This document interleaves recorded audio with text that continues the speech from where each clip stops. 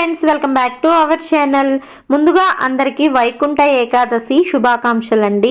మార్గశిర మాసంలో పౌర్ణమికి ముందు వచ్చే ఏకాదశిని ఉత్తర ద్వార ద్వాదశి అని, లేదా ముక్కోటి ఏకాదశి అని, లేదా వైకుంఠ ఏకాదశి అని పిలుస్తారు.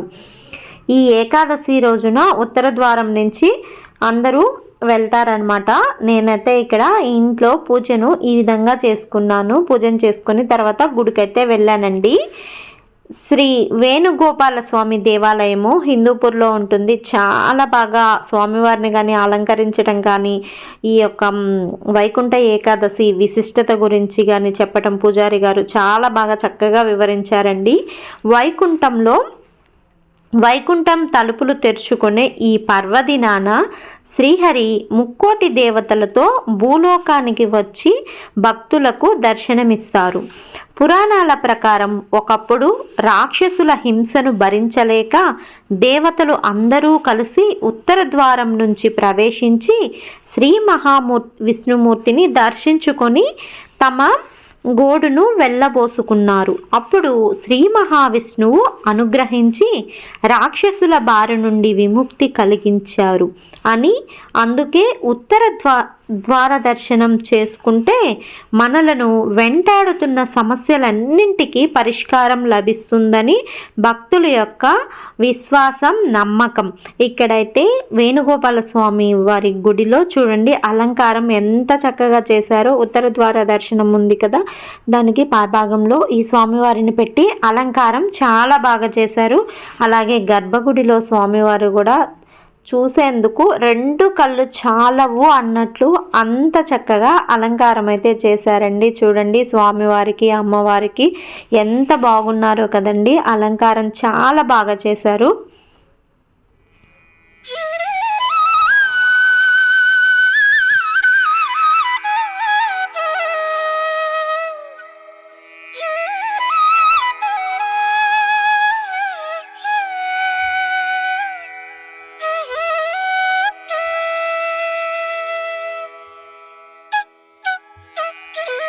ఆలయాల్లో ప్రతి ఒక్క ఆలయంలో కూడా ఉత్తర ద్వార దర్శనం పక్క గ్రామాలన్నింటిలో కూడా మన అనంతపురం జిల్లాలో కూడా వేణుగోపాల స్వామి విశేషమైన మహత్యం కలిగినటువంటి స్వామిగా పేరు పొందినాడు. కర్ణాటక నుంచి, తమిళనాడు నుంచి, అన్ని ప్రాంతాల నుంచి వచ్చి ఈ స్వామివారిని ముక్కోటి ఏకాదశిని ప్రత్యేకంగా భక్తులు దర్శించుకుంటున్నారని తెలియజేస్తున్నాం.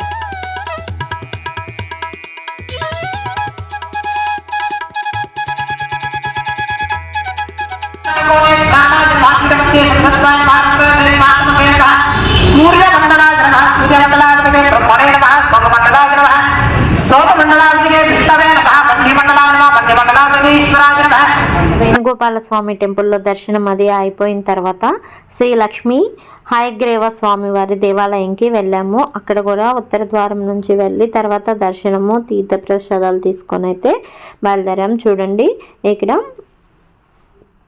ఉత్తర ద్వారం నుంచి వెళ్తున్నాము. ఈవినింగ్ అయితే చాలా రష్ ఉంటుందండి. సో మేము మార్నింగ్ వెళ్ళామన్నమాట. స్వామివారు అమ్మవారు చూడండి ఎంత బాగున్నారో కదా, చక్కగా అలంకరించారు.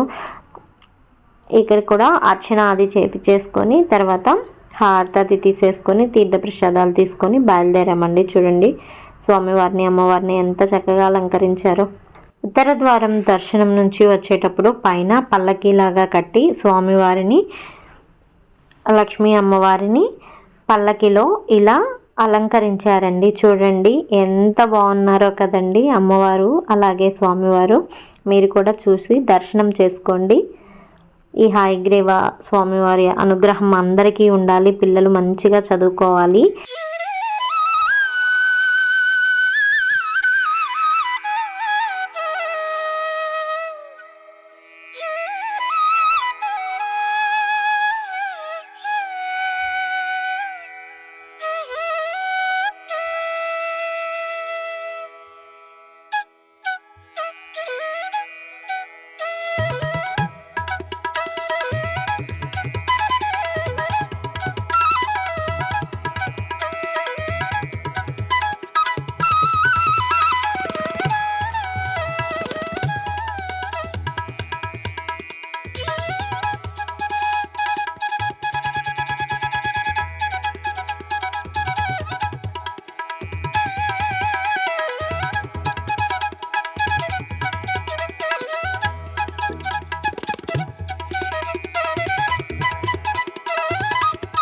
ఇంతేనండి ఈ రోజు వీడియో. ఈ వీడియో నచ్చినట్లయితే ప్లీజ్ లైక్ చేయండి, షేర్ చేయండి, సబ్స్క్రైబ్ చేయండి. Thank you for watching.